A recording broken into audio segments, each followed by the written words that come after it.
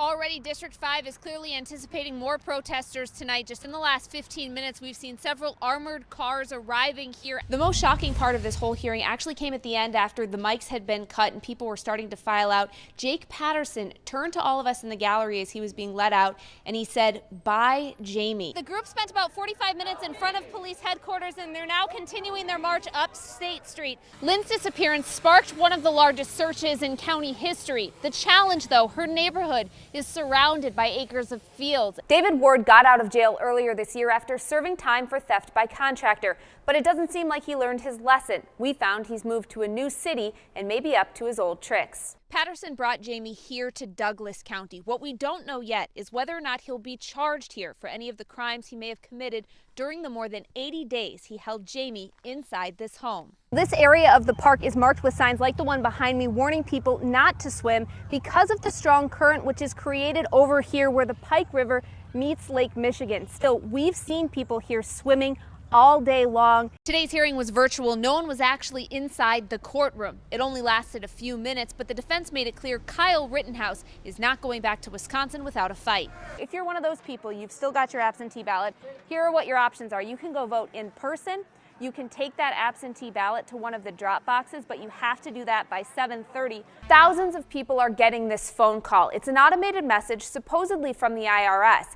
It gives you a number to call back, saying you owe money and could be arrested. Well, we decided to call back.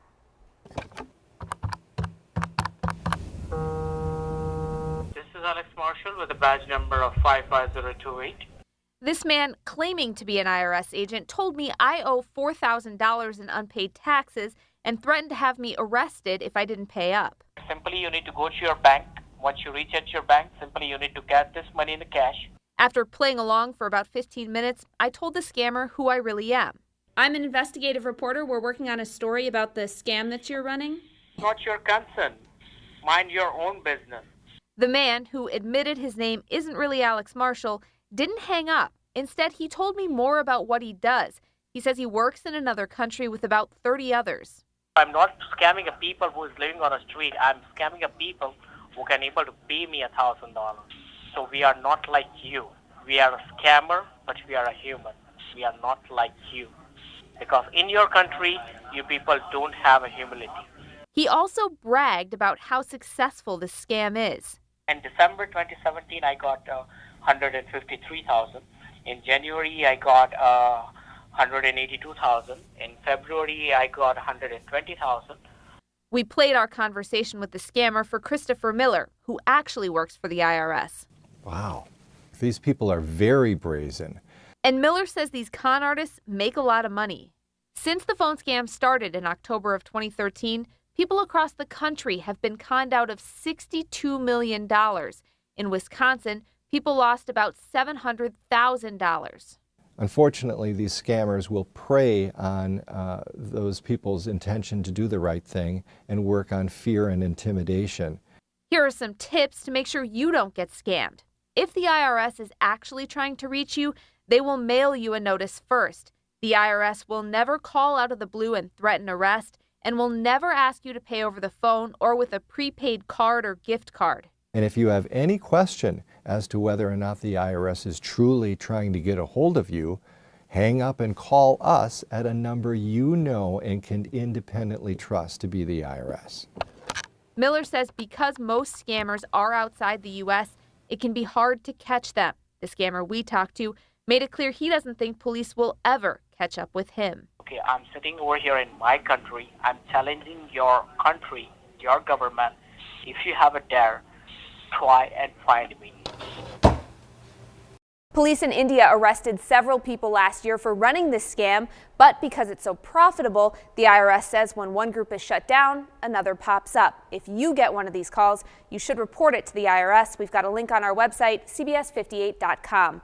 Bill and Kate, Andrew Tyler spent hours in surgery today. His family tells me his legs are crushed and doctors might have to amputate. And tonight, they're asking for your help to find the person who did this. How can you leave someone in the street like that, just fighting for their life right now? He has children, he has grandchildren. Sitting in a hospital waiting room, the family of Andrew Tyler watched as police asked for help finding the driver who nearly killed him. He's a true public servant and is an extraordinarily reliable employee. The 71-year-old was hit as he walked to his crossing guard post. Chief Flynn's description of Tyler, who helps Kluge Elementary kids get safely to and from school every day, couldn't be more accurate. He's always telling me, you know, the kids over there, they need me. There's some kids that are so poor that they don't have jackets. He'll go buy jackets at Century. Alec Tyler says his grandpa is always thinking of others. Anybody who got in the car for my grandpa, it'll have, you know, a heartfelt letter into it.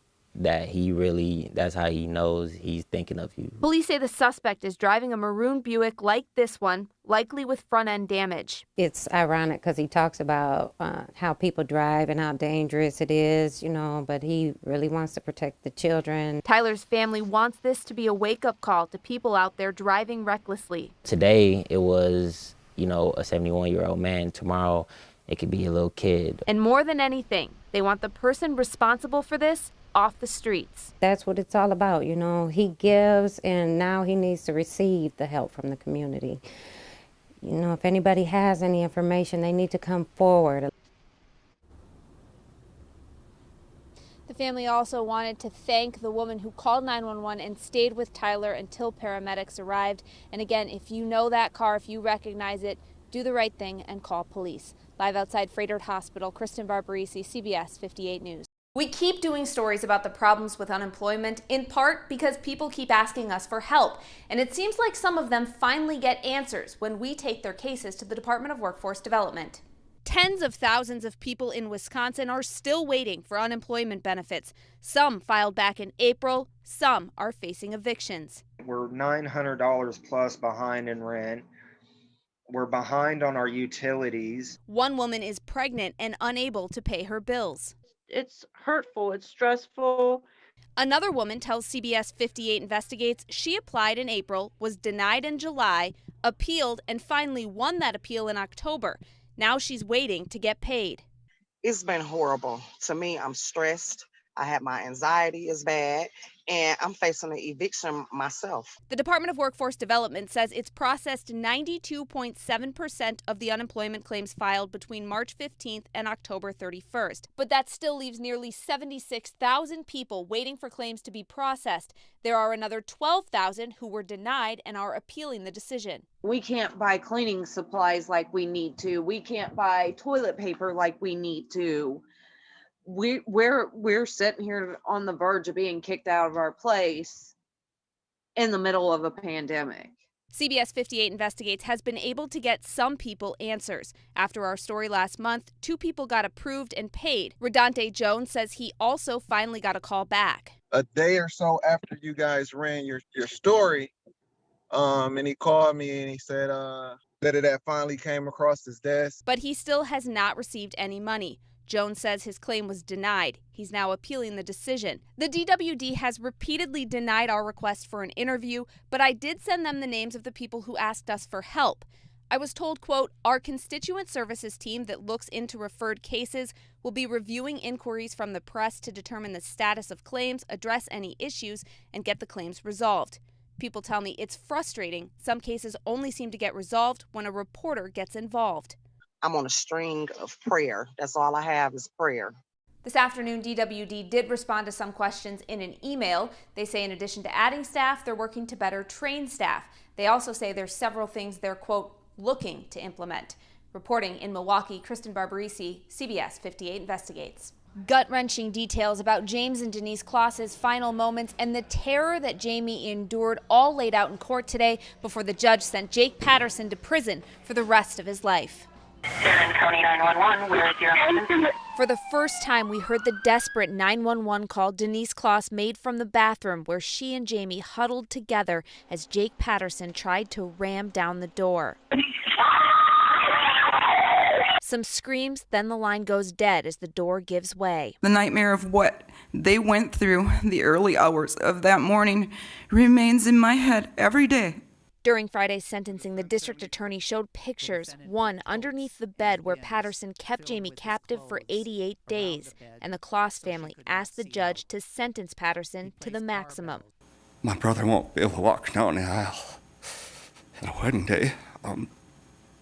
The most powerful words came from a letter written by Jamie. She says though she's still struggling and scared, Patterson did not break her. He can't take my freedom. He thought that he could own me, but he was wrong. Patterson spoke briefly, apologizing. I would do, absolutely anything to take back what I did, But the judge didn't buy it. You are the embodiment of evil. Ultimately, Jake Patterson got the sentence Jamie wanted, life in prison with no chance of release. He can't ever change me or take away who I am. He can't stop me from being happy and moving forward with my life. Immediately after sentencing, Jamie's aunt spoke, thanking the community for all of their support and saying Jamie will probably have more to say at a later time, but now they want to move forward and begin to heal as a family. Reporting in Barron County, Kristen Barbaresi, CBS 58 News.